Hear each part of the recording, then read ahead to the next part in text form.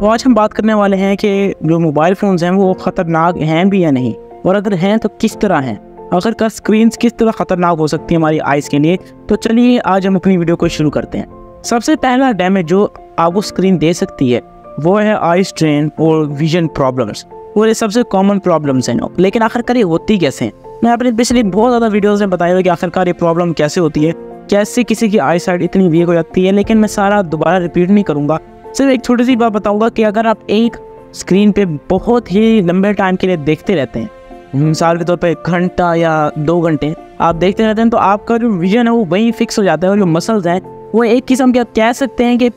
एक टाइप का पैरालाइज हो जाते हैं। हालांकि वो एग्जैक्ट पैरालाइज टर्म ठीक नहीं होगी, आप ये कह सकते हैं कि वहीं पर जो है वो स्टॉप हो जाते हैं या ब्लॉक हो जाते हैं, जिसकी वजह से वो जो आपके मसल्स हैं जो कि आपकी विजन को, आपके आइज़ को आपकी विजन के लिहाज से चेंज करते रहते हैं। जैसे कि अगर कोई चीज़ करीब है तो मसल आपके जो कॉन्ट्रैक्ट और जो एक्सपैंड है वो होते रहते हैं, कॉन्ट्रैक्ट और रिलैक्स। तो जो मसल्स है वो एक जगह फिक्स हो जाते हैं, और आपकी जो आई है वो उसका विजन का प्रॉब्लम हो जाता है, और आपको एक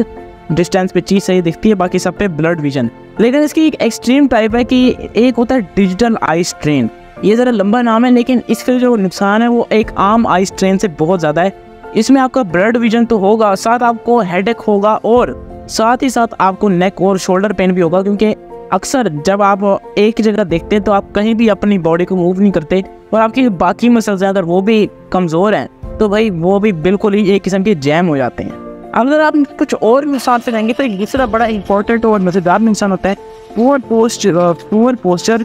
एंड मस्कुलोस्केलेटल इश्यूज़। अब ये जो है ये बहुत इंपॉर्टेंट इश्यूज़ में से माना जाता है। सबसे पहले आप ऐसा नॉन इंटरनेशनल सुनाओ, पहले मैं बताता हूँ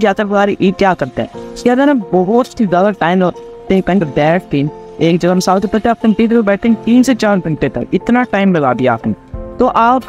जो है आपके मसल्स है वो वहीं पर ब्लॉक हो जाते हैं, और आपकी आई वगैरह तो ये तो डैमेज होती है, साथ साथ आपका पोस्चर पुअर हो जाता है, यानी कि आप एक परमानेंट तौर की आप एक पोस्चर बन जाता है खड़ा होने का। और अगर आप एक जगह बैठ के आप इतना टाइम लगा देते हैं तो आपका जो पोस्चर है वो वहीं पर फिक्स हो जाता है। यानी कि अगर आप अपना हेड थोड़ा सा आगे करके ऐसी कोई चीज़ देखते हैं तो आप जब खड़े होंगे तो एक्चुअली आपकी वो जो गर्दन है उस तरह सही नहीं होगी, और ये एक प्रॉपर परमानेंट इशू बन जाएगा आपके लिए। हालांकि आपको फील नहीं होगा कि मुझे कोई मसला है,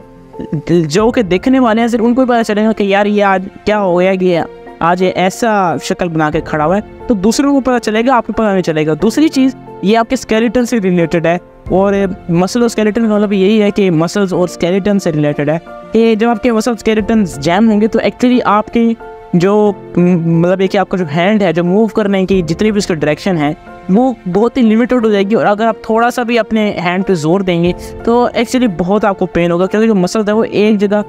हो जाते हैं और वो बहुत हार्ड हो जाते हैं। तीसरी चीज़ आपने शायद नोटिस किया कि जब आप बहुत ज़्यादा कोई भी स्क्रीन यूज़ करते हैं तो उसके अंदर से मैं आपको बताता हूँ कि एक लाइट निकलती है जो कि ब्लू कलर की होती है, जो कि आपकी स्लीप को डिस्टर्ब कर जाती है। अक्सर हम जब भी रात को सोते हुए मोबाइल्स देख के सोते हैं तो आपको नींद इतनी खास नहीं आती। उसके पीछे वजह यही होती है कि जो वो ब्लू लाइट है वो एक केमिकल प्रोड्यूस करती है जिसको हम एक किस्म का मेलाटोनिन कहते हैं, जो कि एक ऐसा केमिकल जो कि आपकी स्लीप को रेगुलेट करता है। जब वो डिसरप्ट हो जाती है तो आपकी स्लीप, आपको नींद आती भी नहीं है, और जब आपको नींद आए भी और अगर आप सो के उठ भी जाएँ तो वही केमिकल ब्रेन को बताता है कि आपकी नींद पूरी हो गई है, और आप फिर भी जितना भी सो जाए आप पूरा दिन आपको नींद ही आती रहेगी। इसलिए रात को सोते वक्त हमेशा मोबाइल बंद करके सोना चाहिए, और इस चैनल को सब्सक्राइब